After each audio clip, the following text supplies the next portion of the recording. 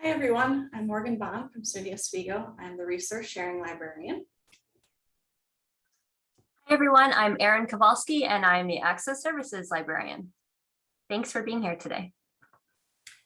This presentation is mostly derived from a presentation we gave in Atlanta at the Access Services Librarians Conference in November of 2021.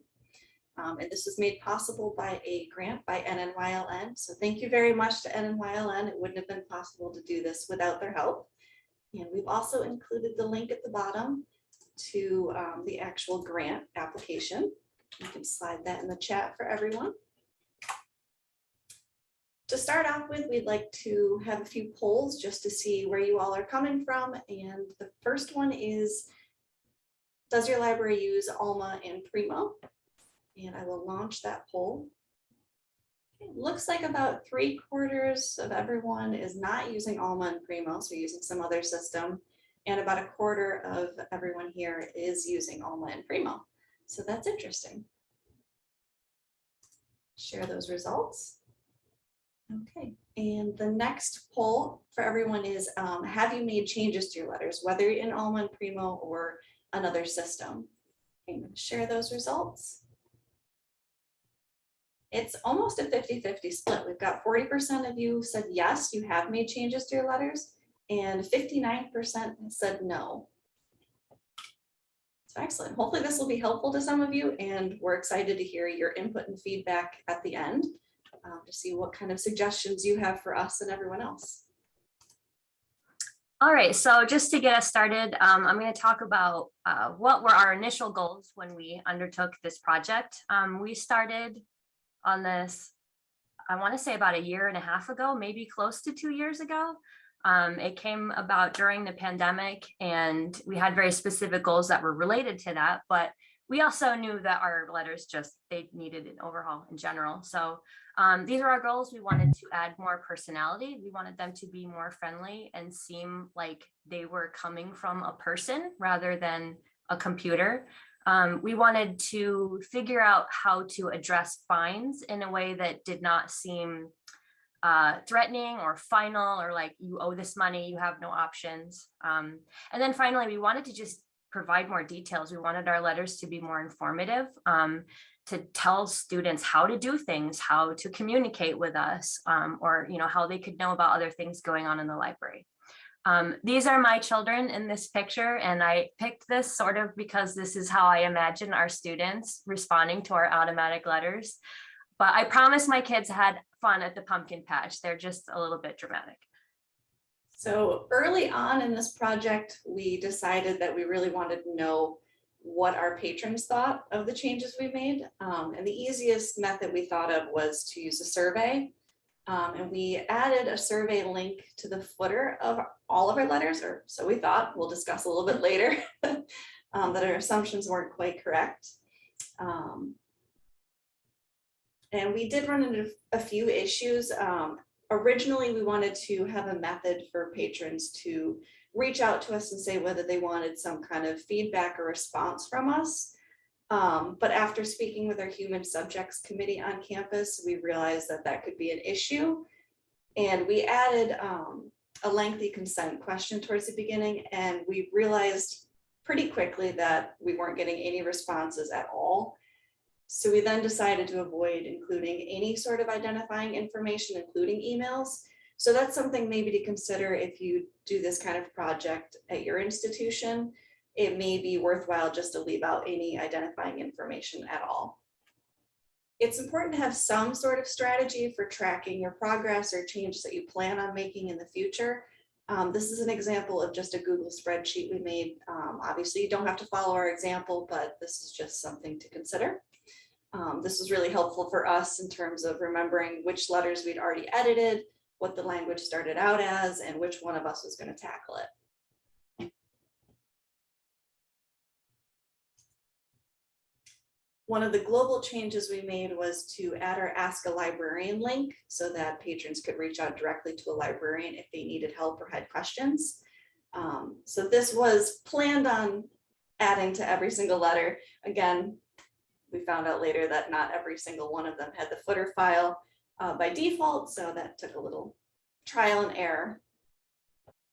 We also, as one of our first steps, changed the logo. It used to say Ex Libris, and we knew that most of our patrons had no idea what Ex Libris is. So we decided to change this to the state, Oswego State logo. So that shows on all of our letters.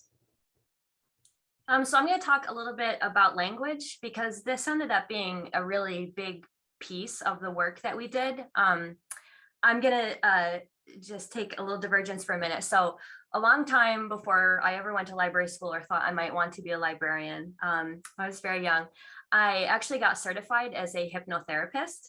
It turns out I did not actually want to be a hypnotherapist as a career, but I learned a lot about how to use language in a way that's suggestive and empowering. And sort of as a result of going through this project, I realized that I was implementing a lot of those skills. So I wanted to kind of talk about some of the things I learned that we used in our letters. So starting with clarity, and this, I think we figured out pretty early on that we needed to have a really strong sense of what is each letter trying to accomplish. What is it saying? Is that clear? Is the patron that's reading the letter understanding what they're supposed to do with it? And so we really wanted to have a strong objective for each letter and making sure we were getting that across. With inclusivity, we wanted to make sure that we were addressing the fact that we had students that left campus because of quarantine, or they might be using our services in ways that had been changed because of the pandemic. So we wanted to make sure we were addressing students, no matter how they were getting our materials, no matter what services they were using, could they still access everything? Could they still return materials? Did they still know how to engage with us? And then solution oriented. We wanted to make sure that they knew how they could respond, and not just, if you don't do this, you're going to owe us money, but what are they supposed to do? Like, what options did they have to return something so that they wouldn't be fined? And that's the empowerment piece, making sure that they had different choices. I also learned this as a parent to young children, that it's no good to tell your kids, go put your pajamas on, because that is the last thing they're going to do. But if you tell them, okay, it's bedtime, you can go get your pajamas, or you can go brush your teeth first. And then they think it's their idea. They select what they want to do. They think that it's their idea to go do it, and I don't get a fight, and I actually get to go to bed at a reasonable hour sometimes. And then the suggestive language is just getting that across. So, and this is one of the things I learned in hypnotherapy, is that people don't generally respond well to commands. So if you say, return this item by this certain date, the brain reacts by saying, no, I don't want to do that. That's not my idea. I don't have to.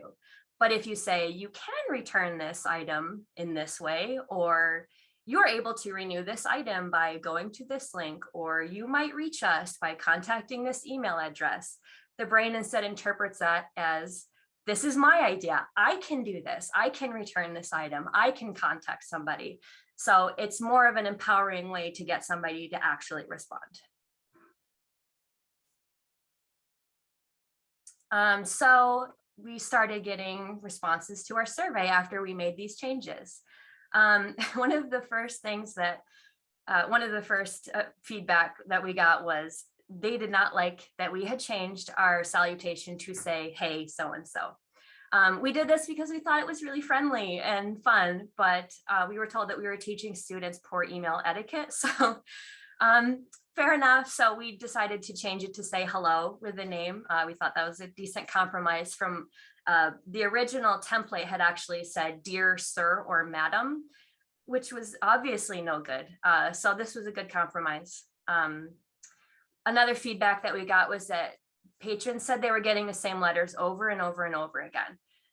This is kind of true, but we had to do a lot of research to figure out why they thought that, because technically they're getting different letters, but we sort of interpreted this to mean that they didn't understand the difference between them. So if a patron was getting a notice that said, your item is due soon, and then another notice that says it's due today, and then another notice that says now it's overdue, they didn't understand the difference between those letters. And so this kind of ties back into the clarity that we needed to make sure that the letter was actually doing its job and getting the student to understand what they needed to do in order to resolve something.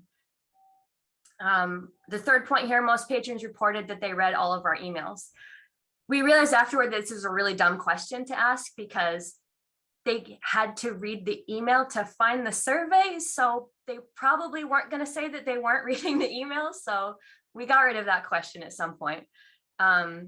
They reported that they learned how to contact us to ask for help. So that was really good news. That was probably from people that had actually been reading the updated letters, because it had links in the bottom that told us how to contact us. And then mixed results on whether or not they learned about library services. Hard to say what this is telling us. It could be that they didn't understand the question. Maybe they don't know what library services means, or what they were supposed to have learned about. So, you know, mixed results, but sort of hard to interpret that as well. This is one of the very first letters that I was able to pull out of the logs in our system. This had undergone one update because, as I mentioned before, it actually used to say "Dear Sir" or "Madam." So that had been updated to actually include a person's name. But everything else in this letter was basically from the original template. It's just kind of clunky. It's a little bit oddly formal. The way that it's formatted doesn't really look that good. I don't know, question marks. It just didn't seem like it was doing what we wanted. This is not like the way that we wanted to present our library. So we started fixing that, and then we encountered all kinds of other problems. I'm going to try not to be too specific here because a lot of this is about Alma, and you know, from the poll that we launched earlier, most of you are not using Alma. So don't worry too much about the picture here I have of our configuration. This is a profile that actually tells the system when to send emails. I spent a lot of time tinkering with this, and half the emails are not even in this profile. So if you do use Alma and you want to know some of the weird things we came across, let me know. I'm happy to go on as much as you want to hear about it. But in general, we found just a lot of problems. Some of the things I can tell you, that my account link wasn't always showing up in the footer, as Morgan mentioned before. You know, some of the people that said that they didn't learn things from our letters probably weren't actually seeing the link because it wasn't showing up in all of the templates for some reason. So we had to fix that one at a time. We ran into issues with repeating letters. This is really technical Alma stuff, but some of it was unavoidable. Some of it we were able to change by altering the letters in certain ways, but sometimes the system will send duplicate letters just depending on how you click things inside a patron account. So I spent a lot of time going back and forth with Ex Libris on like how to fix the stuff, and was told, no, it's working fine. So some of it we were able to work with and some not. But then the last thing, the letter titles didn't always match the letter contents. And this, we just fixed it by changing the contents to be something that actually made sense. For example, there was one job that was running a letter that called it an overdue notice, but it was actually sending it on the due date of an item. So we kept getting patrons telling us, why am I getting an overdue notice? It's not even due until today. So it's still called an overdue notice, but we just changed it to actually say your items are due today so that it makes sense. So I'm going to show you some more of our letters. This was our original courtesy notice, something that is about to be due soon. It just, again, is kind of oddly formal. We don't think we need to tell the students that they're at SUNY Oswego. They probably know that. It doesn't tell them how to renew an item, even though it says they can do it. There's no indication of how they might go about doing it. And then finally, it doesn't include the barcode for the item. And this really became an issue because if it's a resource sharing item or if it's something that we own, it needs to be looked up in a different system. And if someone in our staff was being questioned about this particular letter, they didn't know where to look it up. So we needed to fix that. And this is what we landed on. Again, I have this, hey, Aaron, as an example here, but it does now say, hello, Aaron. It looks like your items are due soon. If you still need them, respond to this email and we'll see what we can do to help. Otherwise, visit the Penfield book drop to return your materials. If you're not in Oswego, you can contact us to learn how to return your items. This became very essential during the first year of the pandemic when all of our students went home. They brought all of their books home with them. They had no idea how to return them. So they started getting these letters and they were actually contacting us to ask what to do. And we were able to give them options. It was friendlier language. It was easy to follow. And then we have the links at the bottom in case they needed more help. We do also have here, the barcode has been added so that we could tell these are actually resource sharing items. So if a student was asking us questions about this, we could forward it to Morgan's department. I'm happy to say we've had lots of responses from patrons saying, hey, can I renew this? That then come to us in resource sharing and we can quickly renew it by going into whichever system we need to. So they are seeing the links. Yay.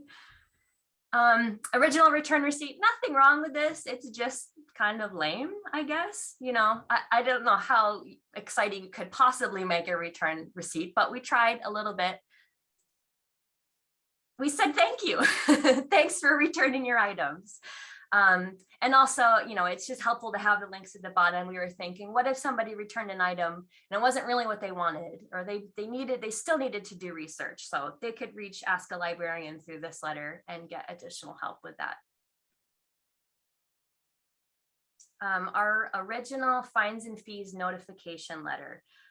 We're still kind of working on this one. We're not really crazy about the title of the letter, but the thing that we really wanted to change here was it saying, we'd like to remind you that you owe this money.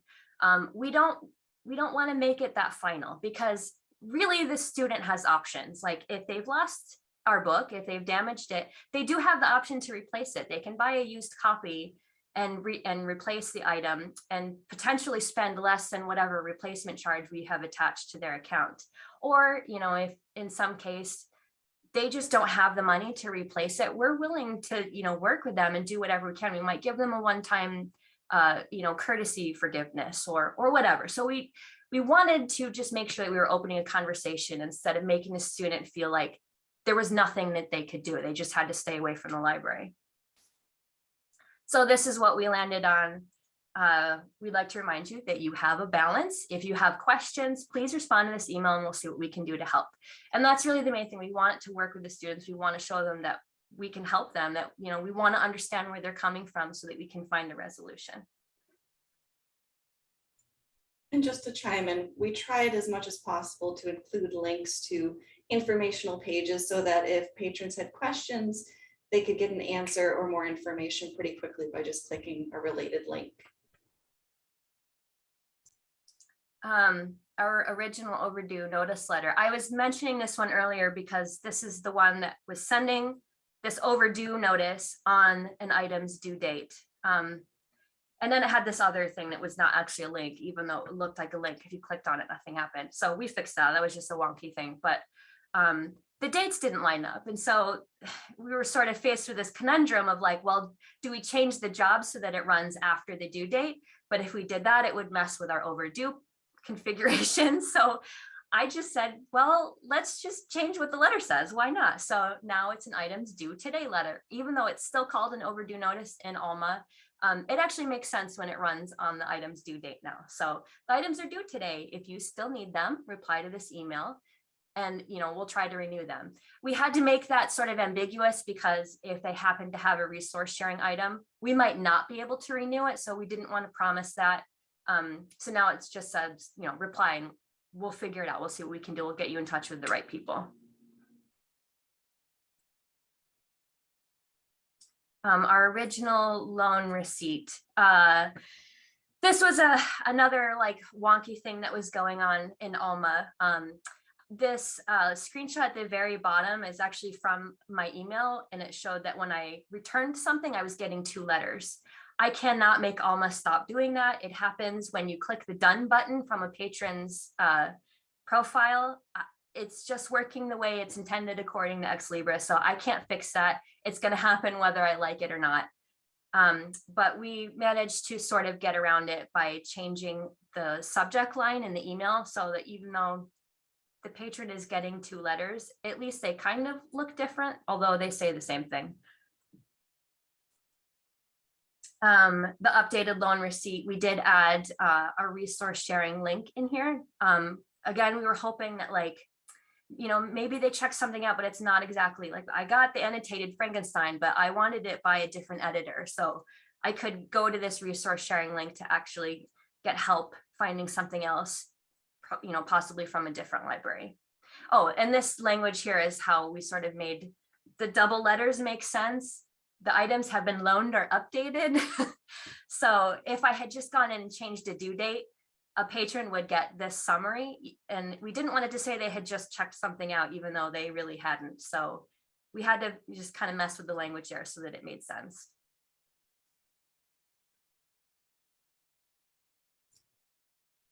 So some advice from going through this process: back up everything. Before you make a change, back up the original letter, put it somewhere safe, make small changes, back that change up. In Alma, there's no undo, go back to a previous version, you just go back to the out of the box letter. And we did have to go back a few times, undo things. And I'm sure other systems are similar with not having an undo option. We also found that it's a good idea to do this work during a slow time. Otherwise, when you're testing letters, you might be spamming a whole bunch of patrons with your mocked up letters with mistakes. So it's nice to be able to test it during a time when there aren't that many loans out. You can kind of put something on your account and just send it to yourself. And don't be afraid to reach out to others. I know the entire SUNY system migrated to Alma at the same time as we did, and we'd reach out to SUNY if we had issues, and just the issues that others reported were really helpful during this process.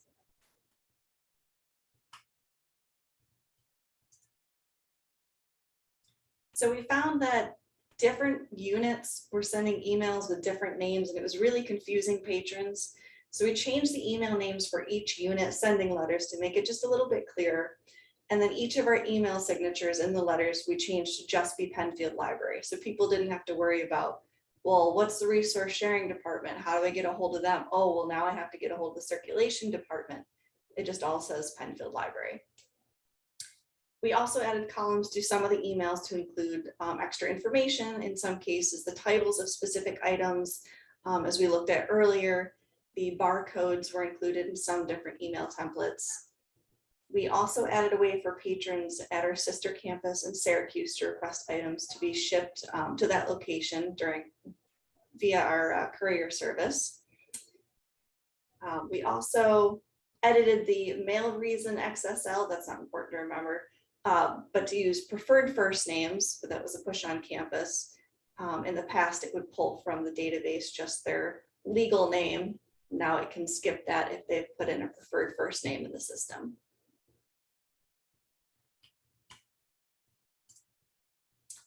We use Alma and Iliad for resource sharing requests. And originally, like we've mentioned, it didn't include the barcode, so we would have to try and dig through each system and find which system the request lived in. With the barcodes now added to a couple of the emails, if someone forwards or responds to the email saying they need something renewed or they have a question about a request, we can see based on whether it says RS and then that string of numbers and letters, or if it just has a very short couple characters, whether it's an Iliad or an Alma request. The step was actually pretty easy. We show some pictures of what we did. We won't go into that too much unless you'd like us to at the end. We can also share these slides and notes with you if you have any questions.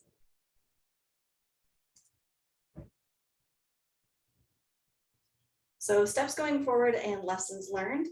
We've considered some additional ways to promote library services and events. The only problem there is it would require constant updating and maintenance. So we've been kind of careful to add too many things in there that we'd have to then go in and update. Assessment's hard. As we mentioned before, we're not sure if our surveys are really reaching that many people, or if the people that responded were folks that already read the emails and know things about library services anyway.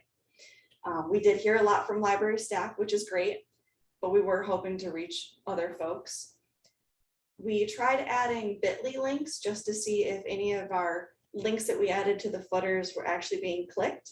Again, we have gotten some responses from folks via the links, but after we added bit.ly, we realized that folks are clicking it. I think last time we checked, we had about 11 clicks on the resource sharing link and 22 on the Ask Us link. Unfortunately, we couldn't add bit.ly to every single link. Some of them are within the system and kind of default.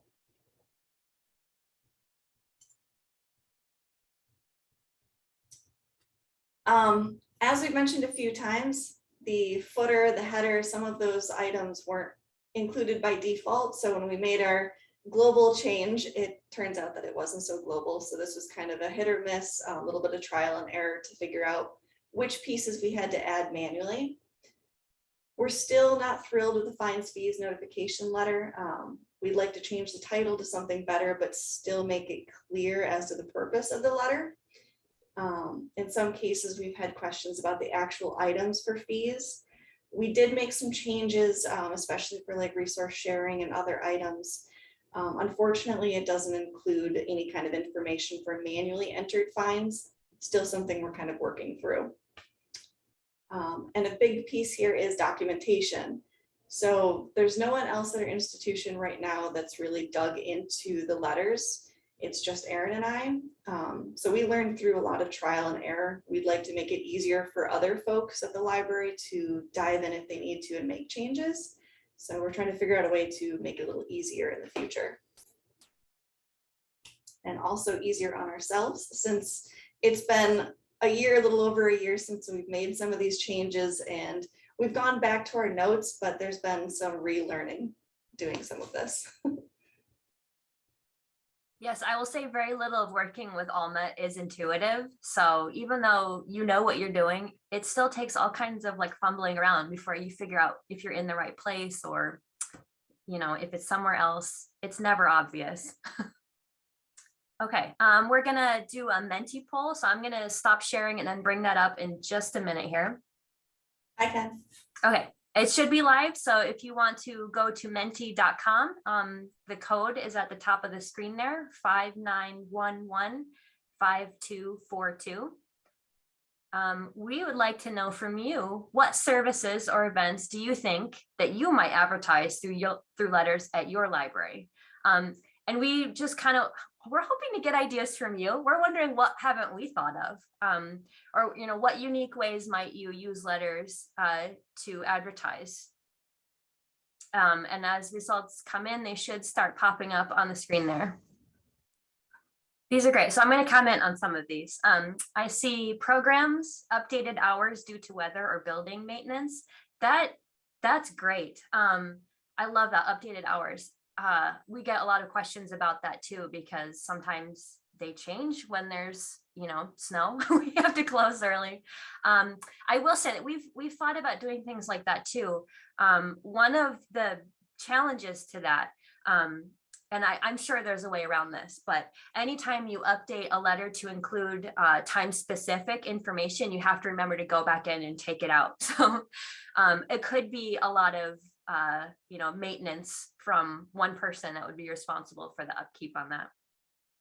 A link to donate or volunteer, that's awesome. I love that. I think I can see that being very useful for a public library and getting more community engagement. Oh, a link tree, I love that. Feeding the most relevant information events to the top. Now, see, that's a really great way to get around the time-sensitive material so that you're not constantly having to remember to go in and update templates every day. A newsletter, that's good. I like that. A community survey, I think that could be really useful, sort of along the same lines of what Morgan and I embedded into our letters. Definitely. These ideas are great, especially if you have a link to an external page that can be updated really easily. Yeah, we used a Google form for our survey, and I could see that being effective for a lot of these recommendations. I love that. Okay, I'm going to go ahead and move on to the next question. How would you assess the effectiveness of your changes? And again, we are hoping to learn from you because we've learned that assessment is really hard when you know, the people that are filling out the survey are probably the people that are most happy with the service. So how do you reach the people that aren't reading the emails? Or how do you get past just getting anecdotal feedback from staff? Offer gift cards. We tried that. We actually tried that internally with our library staff, and I think we had a couple of responses. It wasn't a lot. If you had a great library experience, let us know. I love that. Oh, did someone do a great job helping you today? That's great, because then you can use that to give kudos for your staff and let them know that somebody said something positive about them. I know that our staff in Access Services love that. So I think that's great. A survey on the survey. We librarians love our surveys. Yeah, that's a great idea. The coupon for fines. Definitely. Oh, it looks like that might be it. I'm going to go ahead and bring our PowerPoint back up, but please feel free. I will still see responses if you want to keep entering them. Okay, well, that pretty much brings us to the end. We are happy to answer any kind of questions that you have or open up discussion about your experiences editing letters, good or bad, or if anyone wants to vent about Alma, we are here for that. If you want to say anything off the webinar, go ahead and email us. We'll definitely be happy to respond. If you have suggestions, we are all ears. So we have a question here. I'm curious if you ran the letters, especially with headers and footers, through some kind of accessibility checker. Maybe that is built in. So there isn't any sort of accessibility checker built into Alma and Primo. We didn't run that through. That's a great idea. As far as I know, Alma and Primo, the letters are pretty basic. There's really no CSS built into it. So it's mostly black on white text. I can't see the chat, Morgan. So if there's anything that you want me to respond to, let me know. Anyone who has made changes to your letters, if you want to share any sort of issues or discoveries you came across, we'd love to hear it.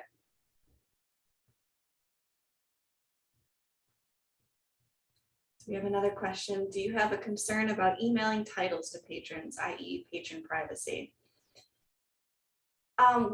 The database is actually cleared pretty frequently, so it doesn't stay on their account. I guess that is a concern to email the titles. If it went to the wrong person or if they responded to it and then staff would know. I think we ran into more issues when we didn't have titles for things. I think resource sharing was an example. The titles weren't being pulled in and we had a lot of questions about what is this item? Why am I receiving this email? But that's definitely a good thing to think about. Yeah, there is definitely a way that Alma can be configured to purge all of the letters because it does save attachments. So anytime it sends a patron any one of these letters, it actually saves it under their account. But you can configure the system to purge those after a certain date. So, you know, we can't do anything about it being in the patron's email inbox, but at least if we were asked, you know, to provide any of that information, it would be gone from our system. Yeah, and from the Iliad side of things, we have to do a manual purge every so often, and that includes we can purge all of the emails and attachments as well. Yeah, thank you for the question. Those of you who are on Alma and Primo, and you have messed with your letters a little bit, have you made any great changes or experienced some of the issues that we mentioned earlier? Please share your tips. Hopefully some of this information was helpful, maybe spark some thought.